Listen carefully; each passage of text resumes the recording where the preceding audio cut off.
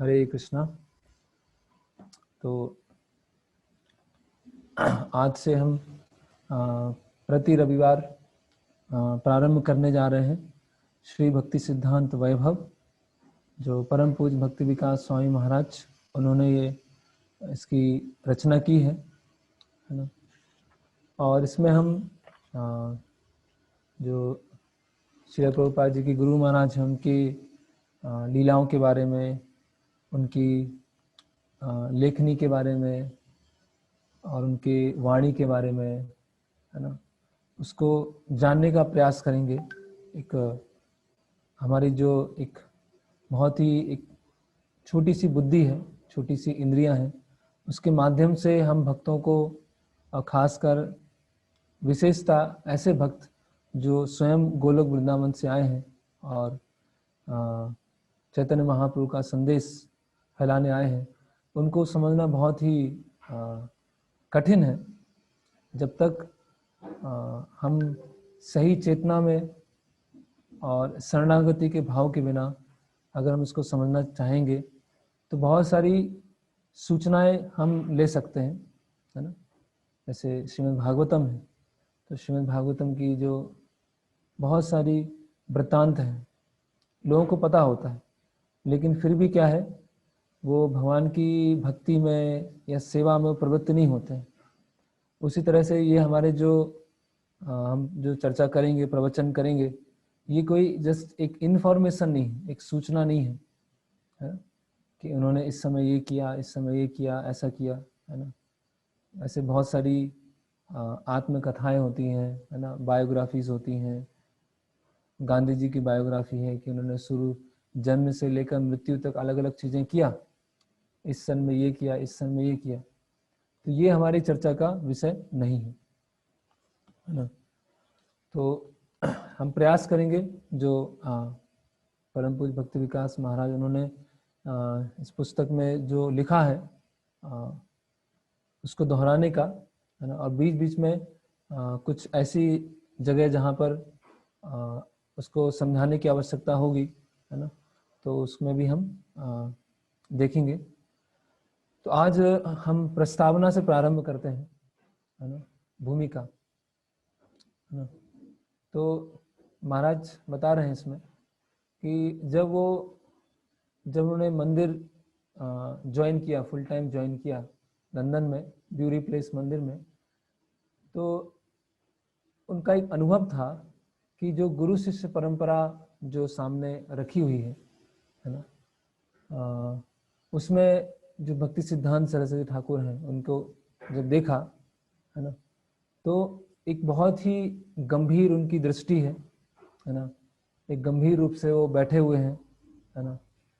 और ये जो उनकी गंभीर दृष्टि है और वो उनको बहुत अधिक आकर्षित किया, है ना। और उनका जो व्यक्तित्व है ना, उनकी नियमों को पालन करने के प्रति जो कठोरता है ना, और सत्य का प्रचार करने के लिए जो निडर होकर प्रचार करना है, उनकी विद्वत्ता है।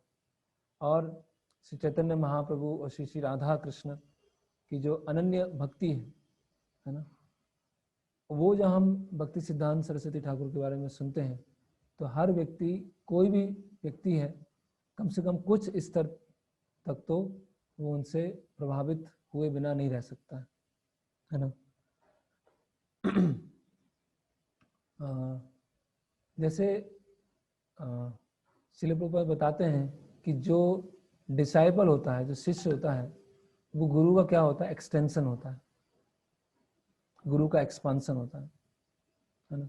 जैसे पुत्र है, पिता का क्या होता है, एक्सपांसन, उसका एक एक्सटेंशन होता है।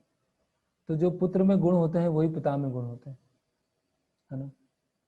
तो जब हम श्रील प्रभुपाद जी के बारे में सुनते हैं, है ना, श्रील प्रभुपाद जी ने जो ग्रंथ लिखे हैं, जो भक्ति वेदांत तात्पर्य लिखे हैं, और श्रील प्रभुपाद के जो अलग अलग गुणों के बारे में सुनते हैं, तो कहीं ना कहीं मन में विचार आता है कि जो भगवान की शुद्ध भक्त हैं श्रील प्रभुपाद, इनके गुरु कौन रहे होंगे, है ना।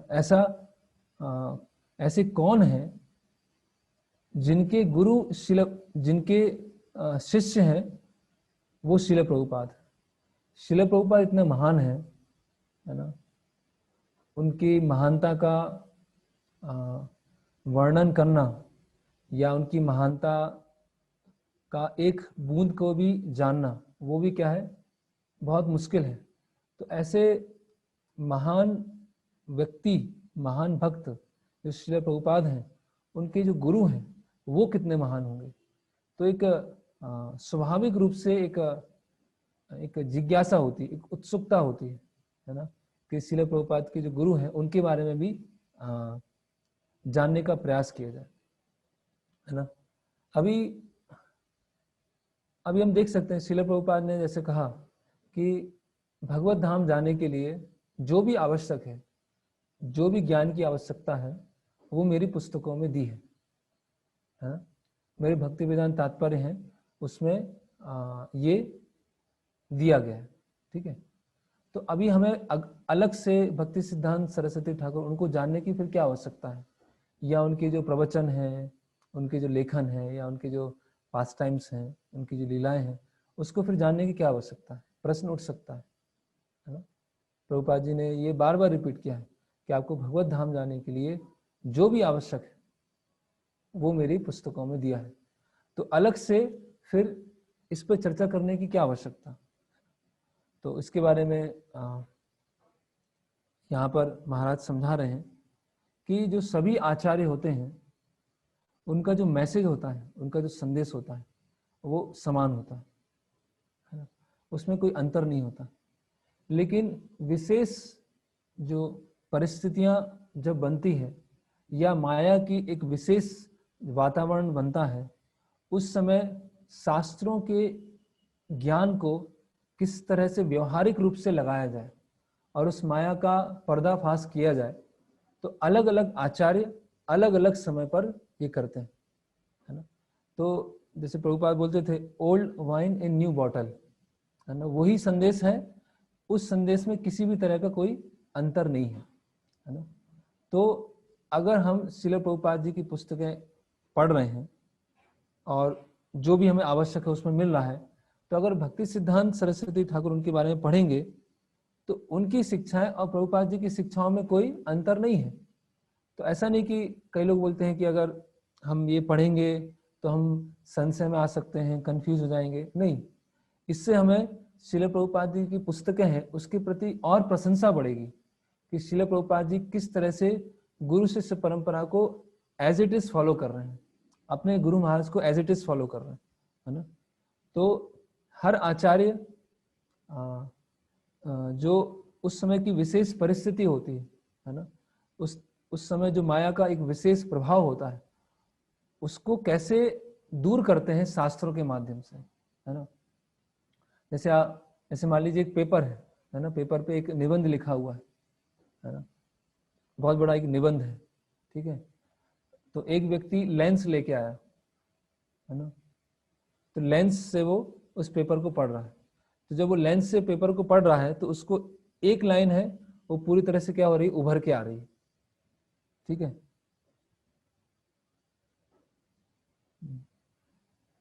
तो एक लाइन जो है वो पूरी तरह से उभर के आ रही है। फिर दूसरा व्यक्ति आया, उसने लेंस लिया, उसी पेपर को फिर पढ़ना चालू किया और वो दूसरी लाइन है उस पर वो लेंस रखा हुआ है, तो वो जो दूसरी लाइन है वो उभर के आ रही है।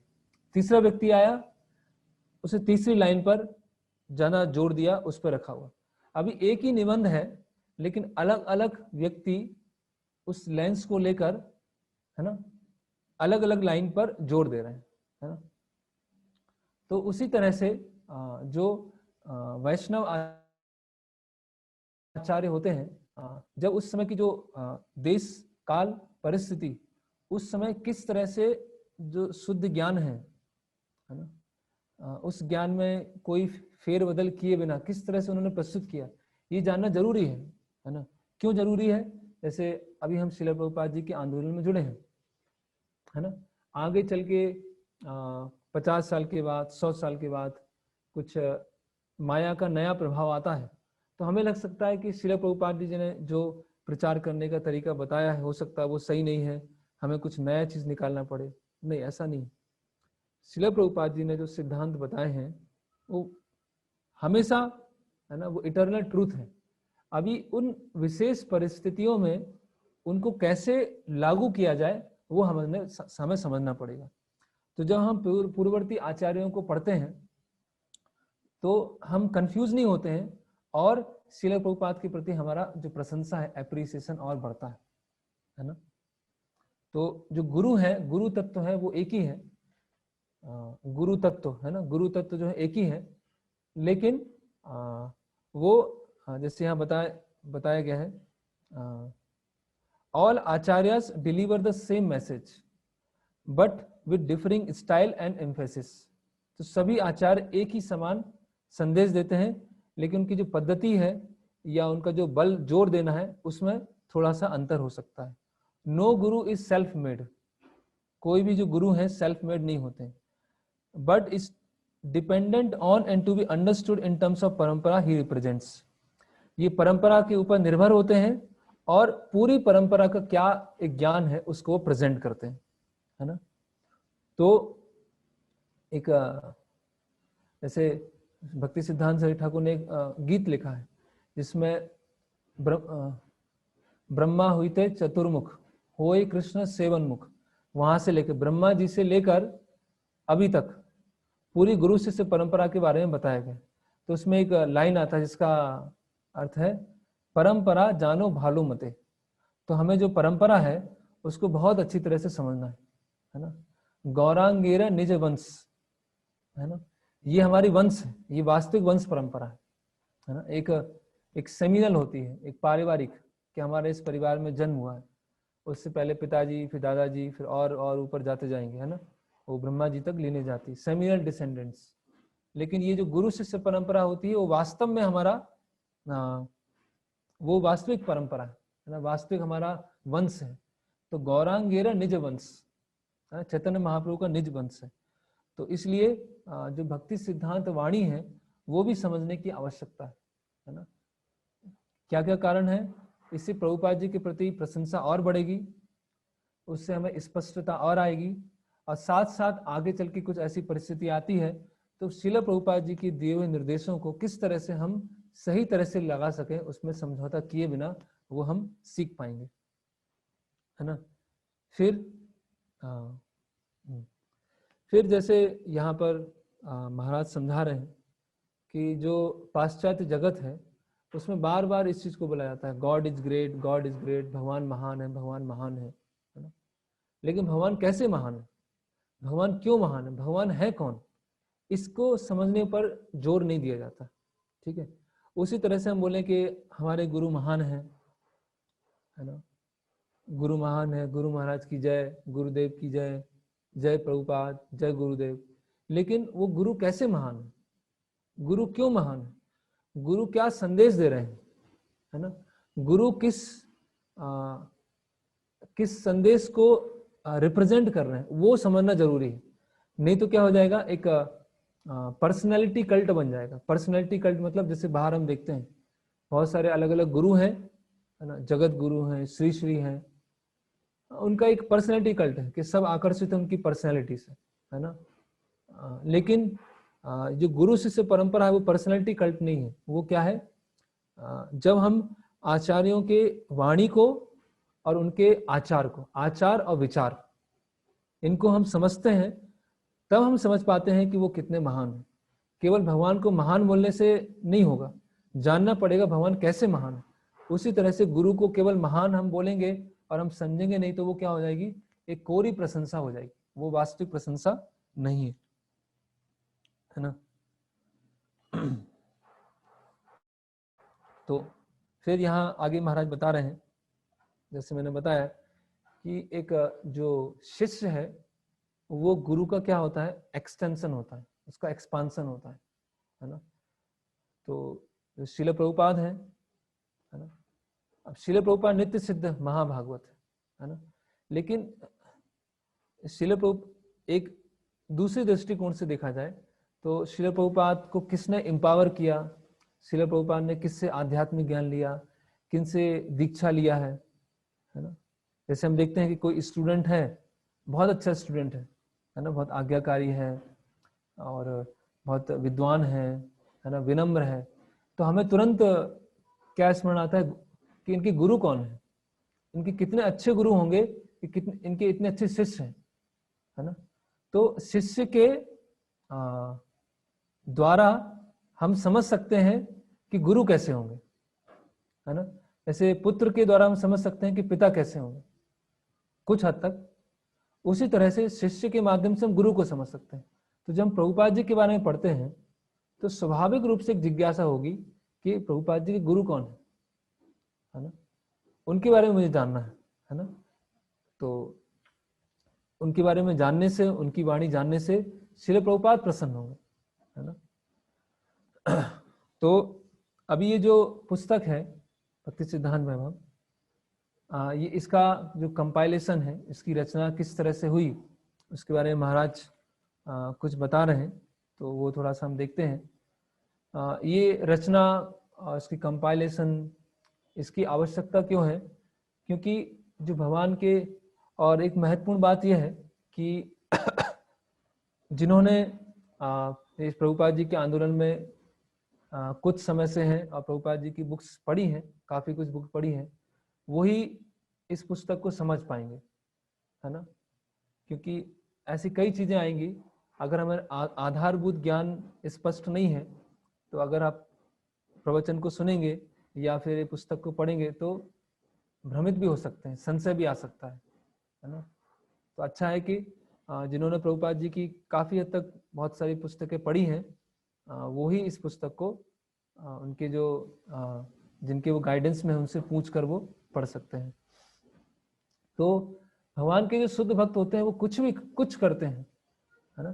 जैसे हम बोलते हैं साधु संग सर्व शास्त्र कहे, लव मात्र साधु संग सर्व सिद्धि हो, कि लव मात्र 1/8 सेकेंड, थोड़ा सा भी अगर साधुओं का हम संग लेते हैं तो सर्व सिद्धि हो जाती। इसीलिए शुद्ध भक्त इस भौतिक जगत में जो भी करते हैं या जो अपनी वाणी के द्वारा बताते हैं, वो इस भौतिक जगत के बद्ध जीवों के लिए बहुत ही मूल्यवान होता है ना। उनका एक एक वाक्य, एक एक शब्द, एक एक क्रिया इस भौतिक जगत के बद्ध जीवों के लिए क्या है, बहुत ही इनवैल्यू, अनमोल है, वो मैचलेस, है ना।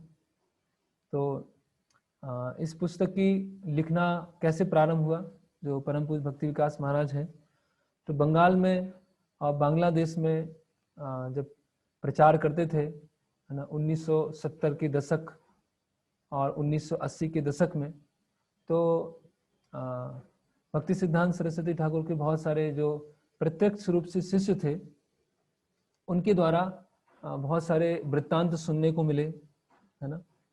और उनके भक्ति सिद्धांत सरस्वती ठाकुर के बहुत सारे पत्र हैं और बहुत सारे प्रवचन हैं जो लिखित रूप में हैं, वो पढ़ने को मिले। तो महाराज बता रहे हैं कि जब मैंने ये पढ़ा, उनके बारे में जाना, तो मुझे अपने हृदय में बहुत आश्चर्य हुआ और बहुत गर्व हुआ मुझे, है ना।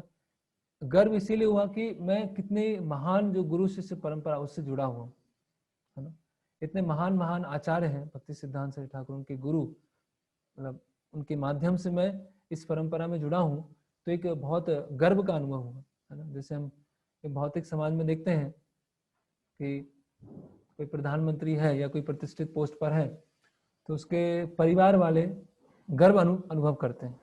वो परिवार वाले हो सकता है वो कुछ नहीं कर रहे हो, लेकिन उनको लगेगा कि, है ना, ये मैं इनसे जुड़ा हूँ, तो एक उनको एक भौतिक रूप से एक प्राइड आ जाता है ना। लेकिन ये क्या है, आध्यात्मिक गर्व है, इसमें अहंकार नहीं आता, इसमें क्या आता, विनम्रता आती। जब हम देखते हैं कि इतने महान आचार्य हैं, इतनी उनकी जो वाणी है ना, और उनका जो आचरण है, जब उसको देखते हैं और उसी गुरु शिष्य परंपरा में मैं आ रहा हूँ, है ना, तो बहुत एक प्रसन्नता की अनुभव होती है कि मैं जैसे तुच्छ, एक हीन, इसमें किसी भी तरह का कोई गुण नहीं है, उसको भी एक अवसर मिल गया इस गुरु शिष्य परंपरा से जुड़ने के लिए, है ना। तो फिर महाराज ने विचार किया कि जो अलग अलग लेटर्स हैं और प्रवचन हैं और जो अलग अलग लीलाएं हैं उन्होंने सुना है, तो उसको क्या करते हैं, कंपाइल करते हैं, है ना, इसको एक संगठित करते हैं और आगे चल के इसको पुस्तक के रूप में पब्लिश करेंगे, है ना। लेकिन आगे विचार आया क्योंकि जब इसको पब्लिश किया जाएगा और बहुत सारी अलग अलग सूचनाएं इसमें इकट्ठी की जाएंगी तो बहुत सारे जो सीनियर डिवोटीज हैं उनसे मिलना होगा, है ना। बहुत सारे वरिष्ठ भक्त हैं जो भक्ति सिद्धांत ठाकुर के शिष्य हैं या उनके शिष्य के शिष्य हैं, उनसे बातचीत करना होगा। तो ऐसा ना हो कि ये मैं अपने अधिकार से या अपनी मैं मर्यादा से बाहर जाके इस तरह से कार्य कर रहा हूँ। तो इस तरह से महाराज ने सोचा कि कुछ समय उन्होंने विराम दिया कि इसके बारे में बाद में विचार करेंगे। फिर महाराज बता रहे हैं कि 1985 सन 1985 में साहस बनाया और उन्होंने देखा कि इस कार्य को करने के लिए अभी कोई तैयार हो सकता, आगे चल के कोई तैयार ना हो, है ना। और भक्ति सिद्धांत सरस्वती ठाकुर के कुछ शिष्य अभी भी इस भौतिक जगत में हैं, तो क्यों ना उनसे मिला जाए, उनसे बातचीत की जाए और जो भी उनकी स्मृतियां हैं, संस्मरण है, उसको नोट डाउन किया जाए और उसको इकट्ठा किया जाए, है ना। तो एक भक्ति रक्षक श्रीधर महाराज थे, है ना। वो भक्ति सिद्धांत ठाकुर के बहुत सारे महत्वपूर्ण शिष्यों में से एक शिष्य हैं। लेकिन जब उनसे मिले तो उनका जो शारीरिक स्वास्थ्य इतना ठीक नहीं था और वो बहुत कम बात करते थे और कुछ समय के पश्चात वो उन्होंने भौतिक जगत को त्याग दिया, है ना। फिर महाराज बहुत सारे जो अलग अलग गौड़ीय मठ हैं, उड़ीसा में, बंगाल में, बांग्लादेश में, वहाँ पे विजिट किया, वृंदावन वहाँ गए, बहुत सारे बहुत अंदर के गांव में गए, अलग अलग गांव में जंगली उसमें गए और जो थोड़े बहुत शिष्य बचे हुए थे भक्ति सिद्धांत ठाकुर के उनसे मिले। तो कुछ लोगों ने उनको गंभीरता से लिया, कुछ लोगों ने गंभीरता से नहीं लिया, या कुछ शिष्य थे जिनका इतना संग नहीं था, है ना, तो उनके पास बताने के लिए भी इतनी सूचनाएं नहीं थी, या कुछ लोग समझ नहीं पा रहे थे कि क्या फोकस है, किस लिए पुस्तक का प्रकाशन करने चाहते हैं। तो इस तरह से समय निकलता गया। उसके पश्चात महाराज भक्ति सिद्धांत ठाकुर के एक शिष्य हैं जति शेखर प्रभु, उनसे मिले और जति शेखर प्रभु ने 1926 में गौड़ी मठ में फुल टाइम ब्रह्मचारी की तरह उन्होंने ज्वाइन किया था, है ना। उनके बारे में हम आगे पढ़ेंगे। जब बचपन में थे तब से वो गौड़ी मठ जाना चालू किए थे और 1926 में ज्वाइन किया। तो उनके पास बहुत सारी स्मृतियां थी भक्ति सिद्धांत ठाकुर की, है ना। वो भी ऐसा सोच, कटक में रहते थे वो, है ना, कटक में उनका घर था। तो वहाँ पर महाराज वहाँ पहुँचते हैं और जति शेखर प्रभु जो है अभी मतलब उस समय गृहस्थ आश्रम में थे। जब गौड़ी मठ में कुछ समस्याएं आई तो उन्होंने अपना आश्रम को परिवर्तित किया और बाद में गृहस्थ भक्त की तरह वो रहते थे। तो जब महाराज गुरु महाराज से मिलते हैं तो बताते हैं कि जति शेखर प्रभु बोलते हैं कि आप एक ट्रेन की तरह हैं और मेरे पास बहुत सारा सामान है ना। आप एक ट्रेन की तरह हैं, मेरे पास बहुत सारा सामान है और मुझे भरोसा है कि आप इस सामान को सही जगह ले जाएंगे, है ना। और मैं बहुत सालों से पारिवारिक जिम्मेदारियों में लगा हुआ हूँ, जिसके कारण मैं बहुत सारी चीज़ें भूलते जा रहा हूँ, है ना। लेकिन अभी आप आ गए हैं तो उसकी वजह से बहुत सारी चीज़ें जो है वो these things will not be lost and they will be reveal to the world, है ना। इस संसार को वो रिवील होंगे, है ना। तो जति शेखर प्रभु और महाराज का बहुत कई समय इस तरह से वार्तालाप हुआ, है ना। और यद्यपि जति शेखर प्रभु शिल प्रभुपाद जो ऐसी भक्ति वेदांत स्वामी शिल प्रभुपाद जी की बहुत प्रशंसा करते थे और उन्होंने प्रशंसा किया कि पाश्चात्य जगत में जाके प्रभुपाद ने इतना बड़ा प्रचार किया है। लेकिन कुछ चीज़ों में डिफरेंस था, कुछ चीज़ों को वो एक्सेप्ट नहीं किया। लेकिन फिर भी महाराज और जति शेखर प्रभु एक वैष्णव मित्रता और रिस्पेक्ट और उसके साथ उन्होंने काफ़ी चर्चा की, है ना। फिर आगे क्या हुआ कि महाराज बता रहे हैं यहाँ पर कि मेरा जो शुरुआत में मेरा जो विचार था कि भक्ति सिद्धांत सरस्वती ठाकुर के जो अभी तक पब्लिश्ड नहीं हुए हैं, अनपब्लिश्ड जो उनके वृत्तांत हैं, लेटर्स हैं, प्रवचन हैं, उसको इकट्ठा किया जाए, है ना, और उसमें शिक्षाएं हैं वो सबको इकट्ठा करके उसमें रखा जाए। लेकिन जैसे जैसे बहुत सारी चीज़ें अलग अलग मिलता जा रहा था, है ना, तो कुछ कुछ फिलोसफिकल एक्सप्लेनेशंस, निबंध, डिस्कोर्सेस, और ऑलरेडी जो पब्लिश्ड हुए थे बंगाली में, उसको भी महाराज ने उसको इंग्लिश में करना चालू किया, है ना, और वो कुछ वार्तालाप हैं, लेक्चर्स हैं, वो भी उन्होंने इकट्ठा करना चालू किए। और एक बायोग्राफी है भक्ति सिद्धांत सरस्वती ठाकुर की जिसका नाम है सरस्वती जयश्री, है ना, सरस्वती जयश्री। ये सरस्वती जयश्री जो है भक्ति सिद्धांत सरस्वती ठाकुर उनके कुछ शिष्य मिलकर बायोग्राफी लिख रहे थे, ये कंप्लीट नहीं हो पाई, है ना। 1935 में पब्लिश हुआ। ये सबसे ऑथोरिटेटिव, सबसे ज्यादा प्रमाणिक बायोग्राफी है भक्ति सिद्धांत सरस्वती ठाकुर, ये बंगाली में है। और इसके माध्यम से भी जो गुरु महाराज उन्होंने बहुत सारे सरस्वती जयश्री के जो अलग अलग वृत्तांत हैं उसको बंगाली से इंग्लिश में अनुवाद किया, है ना। अभी सरस्वती जयश्री कंप्लीट नहीं हो पाई, है ना। उसमें अलग अलग, जैसे महाभारत में अलग अलग पर्व हैं, तो अलग अलग पर्व के अनुसार सरस्वती जयश्री को लिखा जा रहा था। और उसको जो कंपाइल करने वाले थे उनके एक शिष्य थे भक्ति सिद्धांत सरस्वती ठाकुर, सुंदरानंद विद्या विनोद, तो उसको कंपाइल कर रहे थे। और वो सारा उन्होंने लेखन कार्य जो पेज थे वो सब लिखे रखे थे। और वो जो सारे पेज थे, सारा जो लेखन का जो मटेरियल था उनके घर में रखा हुआ था। और कुछ ऐसा हुआ कि 1940 में वो जो सारा मटेरियल था वो चोरी हो गया, उस बैग को कोई चुरा के ले गया, है ना। तो महाराज समझा रहे हैं कि कुछ ना कुछ कंट्रोवर्सी हुआ उस समय, कि कुछ लोग चाह रहे थे कि ये बायोग्राफी नहीं आए, तो वो बैग को चोरी कर लिया गया या उसको नष्ट कर दिया गया, पता नहीं क्या है। लेकिन वो जो भी बहुत वैल्यूएबल जो इंफॉर्मेशन था वो नष्ट हो गया, है ना। फिर महाराज आगे लिखते हैं कि जो भक्ति रक्षक श्रीधर महाराज हैं उनसे मिलने के पश्चात उनको इच्छा थी कि उनका इंटरव्यू लें, उनसे पूछें, तो वो लेकिन हो नहीं पाया था। लेकिन ये जो सरस्वती जयश्री और जो अन्य भक्तों के द्वारा उनको जानकारी मिली, उससे वो चीज़ क्या हो गई, पूर्ण हो गई। और महाराज बता रहे हैं कि श्रील प्रभुपाद जी ने जो अपने ग्रंथों में, अपने वार्तालाप में, अपने मॉर्निंग वॉक में जो अलग अलग बताया है अपने गुरु महाराज के बारे में, वो भी उसमें इसमें इंक्लूड किया गया, है ना।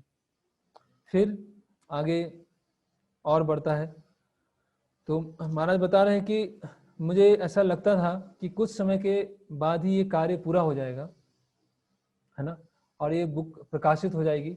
लेकिन जैसे ही वो समय आता था कि बुक प्रकाशित होने वाली है, तो एक बहुत सारा मटेरियल जो है मिला, है ना, जो पहले पता नहीं था, है ना, और अन्य भक्तों के माध्यम से वो मिला।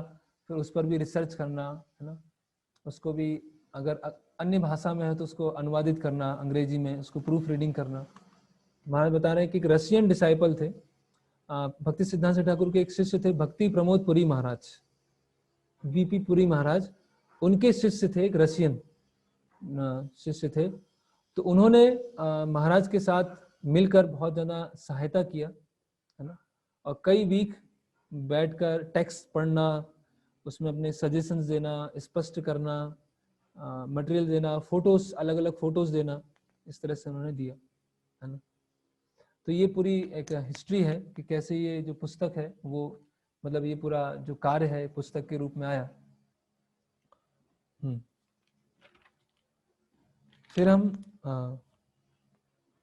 तो ये जो श्री भक्ति सिद्धांत वैभव है ना, उसमें मुख्यतः 2 विषयों के बारे में वर्णन किया गया, है ना।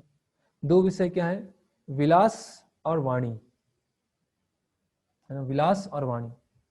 विलास मतलब पास टाइम्स और वाणी मतलब टीचिंग्स, शिक्षाएं। तो भक्ति सिद्धांत वाणी और भक्ति सिद्धांत विलास, उन दोनों के बारे में श्री भक्ति सिद्धांत वैभव के बारे में बताया गया है ना। तो इसमें बता रहे हैं कि एक महान भक्त होते हैं, है ना, महान व्यक्ति होते हैं, केवल वो अपनी, उन्होंने क्या क्या अचीवमेंट्स किया है, क्या क्या इस संसार में प्राप्त किया है, उससे उनको नहीं जान सकते, या उनके केवल उपदेशों से उनको नहीं जान सकते, है ना। जैसे कई लोग संसार में बहुत सारी चीज करके जाते हैं, है ना, अलग अलग पोस्ट पर होते हैं, कुछ अलग अलग बनवा के जाते हैं। जैसे अभी वर्तमान में प्रधानमंत्री हैं तो उन्होंने ये स्कीम निकाला, वो स्कीम निकाला, ऐसा किया, ये किया, है ना, या अपना स्पीच देंगे तो ऐसा स्पीच देंगे कि लोग प्रभावित हो जाएंगे, है ना। तो एक महान व्यक्ति को, यहाँ हम शुद्ध भक्त उनकी बात कर रहे हैं, केवल उनकी अचीवमेंट से, कि कितने शिष्य हैं, कितने मंदिर चालू किए, उससे पता नहीं लगा सकते, और उनके इंस्ट्रक्शन से पता लगा सकते, केवल उससे नहीं, साथ साथ में वो उनका खुद का कमिटमेंट कितना है परम सत्य के प्रचार के लिए, उनका खुद का कितना कमिटमेंट है जो वो बोल रहे हैं उसको पालन करने के लिए, है ना। क्योंकि बोलने के लिए तो सब, मतलब किसी को बताया जाए कि किसी को कुछ बोलना है तो बोलने के लिए तो सब तैयारी है, लेकिन जो बताया जा रहा है उसको खुद कितना पालन कर रहे हैं, है ना। तो यहाँ महाराज लिख रहे हैं, for a great person is known not only by his achievements and instructions. एक महान पुरुष केवल अपने अचीवमेंट्स और निर्देशों के द्वारा नहीं जाने जा सकते, but also by his conduct, his commitment to live by what he professes and his genuine regard and empathy for others as manifested at each moment in every detail of his life, है ना। कितना वो पालन कर रहे हैं, कितना उनका विचार है और प्रचार। तो ये जो भक्ति सिद्धांत श्री ठाकुर की जो वाणी है बहुत ही तीक्ष्ण, है ना। व्यक्ति के जो हृदय है उसमें माया की जितने आवरण लगे हुए हैं, है ना, उसको पियर्स करते हुए पूरे हृदय आवरण को भेदते हुए पूरा आत्मा तक पहुंचती थी, है ना। तो उनकी जो वाणी है, उन्होंने जो बताया है, हम देखेंगे कि उनकी जो वाणी है बहुत ही, अगर कोई जैसे हम श्रील प्रभुपाद की पुस्तकें पढ़ते हैं तो बहुत ही आसान है ना। लेकिन भक्ति सिद्धांत, आप लोगों ने ब्रह्म संहिता पढ़ी होगी, है ना। ब्रह्म संहिता हिंदी में पढ़े या इंग्लिश में पढ़े तो उसकी जो भाषा है, मतलब वो जो पहला श्लोक है, ईश्वरा परमा कृष्णा सच्चिदानंद विग्रह, उसका जो कमेंट्री है, उसका एक पैराग्राफ जो समझना है वो इतना टफ है, उसको हिंदी को समझने का प्रयास करेंगे वो ही बहुत टफ जाता है। तो भक्ति सिद्धांत श्री ठाकुर की जो वाणी है वो वास्तव में कठिन इसीलिए है क्योंकि हमारा जो मन है वो कठिन। जैसे हम देखेंगे कि एक बार उनका जब वो प्रवचन दे रहे थे तो प्रवचन देते समय एक व्यक्ति खड़ा हुआ, है ना, और उस व्यक्ति ने बोला कि आप कौन सी भाषाएं बोलते हैं, आप कितनी कठिन भाषा बोल रहे हैं, अब बंगाली है वो आपकी कठिन है, आपकी जो अंग्रेजी है वो कठिन है ना, कौन सी भाषाएं बोल रहे हैं। तो भक्ति सिद्धांत ठाकुर बोलते हैं मैं वैकुंठ की भाषाएं बोल रहा हूँ, मेरी भाषा क्या है, वैकुंठ की भाषा है, और जिसके अंदर सेवा भावना है वो मेरी भाषा को समझ पाएगा। केवल इंटेलेक्चुअल होने से या भाषा पे कमांड होने से मेरी भाषा को, मेरे जो वाक्य हैं उसको आप समझ नहीं पाएंगे। ऐसे ही एक बार और प्रवचन दे रहे थे, उस समय भी जो उनका जो भाषा था एक साधारण व्यक्ति को बहुत कठिन लग रहा था, तो बोले कि वो मजाक में बोलता है सार्केस्टिक तरीके से कि जब आप प्रवचन दिया करें उससे पहले आप एक शब्दकोश दे दिया करें, डिक्शनरी दे दिया करें, है ना, तो आपके जो प्रवचन है वो हमें समझ में आएंगे। तो भक्ति सिद्धांत ठाकुर उत्तर देते हैं कि मेरी जो डिक्शनरी है वो क्या है, मेरे जो गुरु हैं उनके 2 चरण कमल हैं, तो वो जो डिक्शनरी है मेरे गुरु के जो चरण कमल है उसको आप ले लेंगे तो आपको मेरी भाषा समझ में आ जाएगी, अन्यथा मेरी भाषा समझ में नहीं आएगी, है ना। तो इस पुस्तक में उनके विलास और वाणी के बारे में बताया गया है, और साथ साथ भक्ति विनोद ठाकुर वो भी आएगा। जैसे हम प्रभुपाद जी को, प्रभुपाद कैसे बने, मतलब वो तो नित्य सिद्ध है, तो उनके गुरु के प्रति प्रशंसा आती है। तो भक्ति सिद्धांत सरस्वती ठाकुर को कैसे उनके जो पिता हैं, उनके गुरु हैं भक्ति विनोद ठाकुर, उन्होंने बड़ा किया, किस तरह से शिक्षण दिया, तो भक्ति विनोद ठाकुर के बारे में भी इसमें आएगा। अभी फिर आगे चलते हैं हम।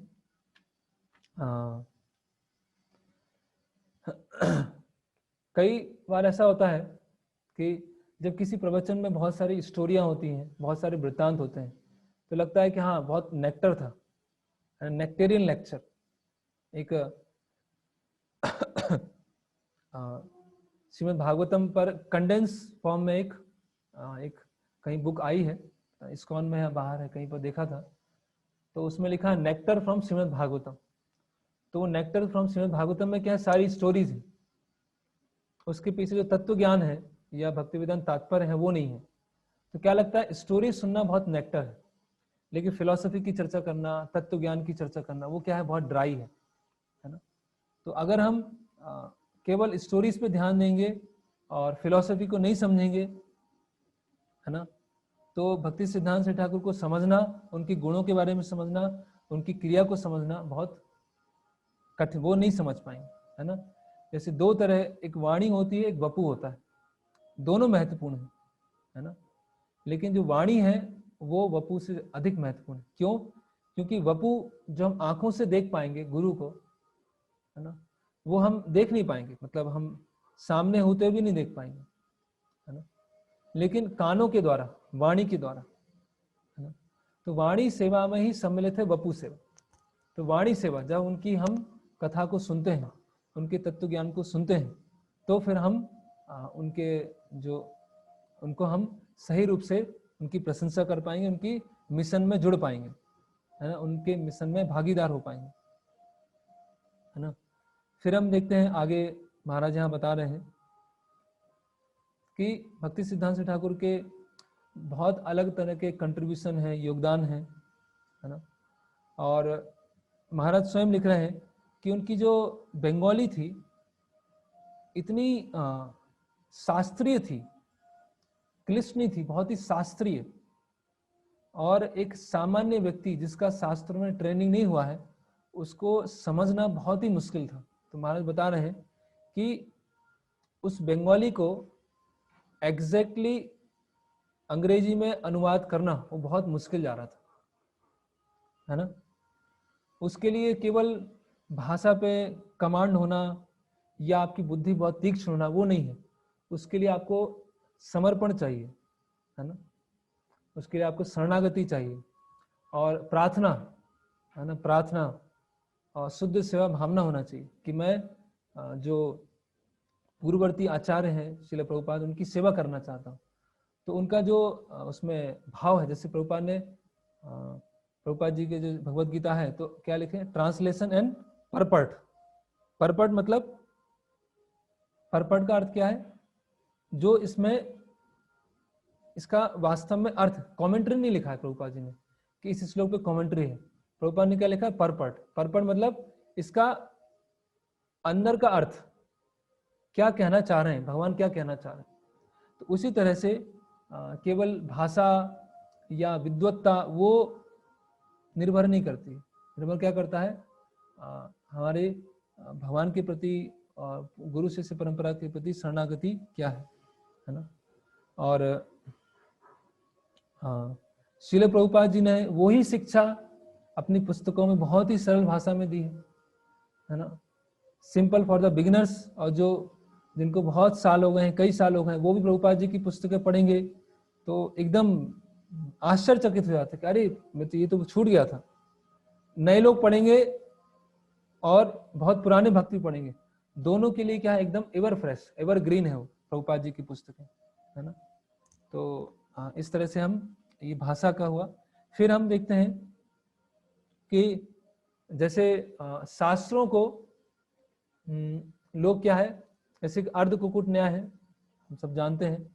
अर्ध कुकुट में न्याय में क्या होता है कि शास्त्रों का जो निर्देश हमें अच्छा लगता है उसको ग्रहण करते हैं और जो निर्देश अच्छा नहीं लगता है उसको त्याग देते हैं, है ना।